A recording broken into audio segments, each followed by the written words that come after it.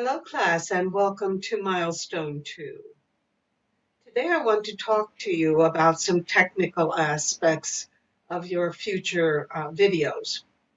I'm trying to show you today all the things that people inadvertently do wrong when they make their videos. You'll notice that I have a lamp right here.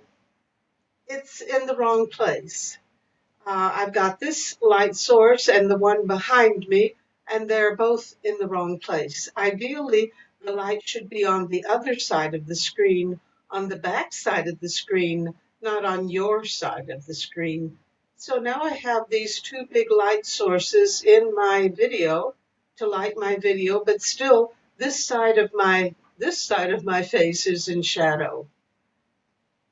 Now let's look at the background. It's too busy. I've got lots of things going on in the background that distract from me as the central focus, as the place of interest.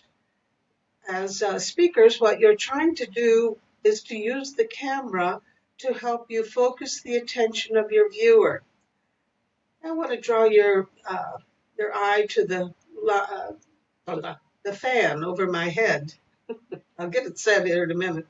All that movement is more distracting than it's worth, and it's further reflected in a mirror. So now we have two sources of movement, and people are visual, and they will always look at things that are moving.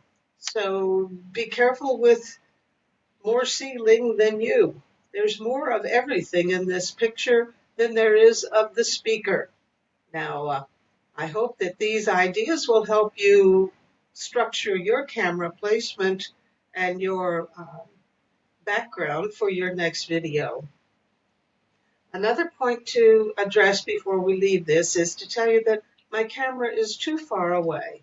I need to bring it up closer. Ideally, the frame of the screen should include my upper body and my head and not too much else. So think about your picture composition before you start and try to work for the best impression.